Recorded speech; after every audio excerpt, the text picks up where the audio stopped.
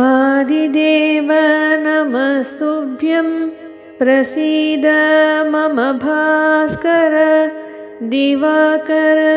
नमस्तुभ्यं प्रभाकर नमोऽस्तु ते सप्ताश्वरथमारूढं प्रचण्डं कश्यपात्मजं श्वेतपद्मधरं देवं तं सूर्यं प्रणमाम्यहं लोहितं रथमारूढं सर्वलोकपितामहं महापापहरं देवं तं सूर्यं प्रणमाम्यहं त्रैगुण्यं च महाशूरं ब्रह्मविष्णुमहेश्वरं महापापहरं देवं तं सूर्यं प्रणमाम्यहं बृंहितं तेजसां पुञ्जं वायुमाकाशमेव च प्रभुं च सर्वलोकानां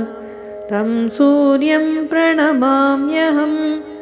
बन्धूकपुष्पसङ्काशं हारकुण्डलभूषितम्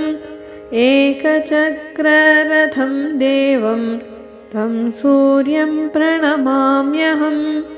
तं सूर्यं जगत्कर्तारं महातेजप्रदीपनं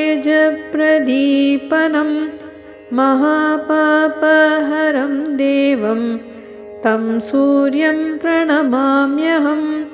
तं सूर्यं जगतां नाथं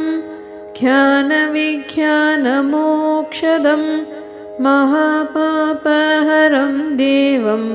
तं सूर्यं प्रणमाम्यहम् आमिषं मधुपानं च यः करोति रवेर्दिने सप्तजन्म भवेत् रोगी जन्म जन्म दरिद्रता।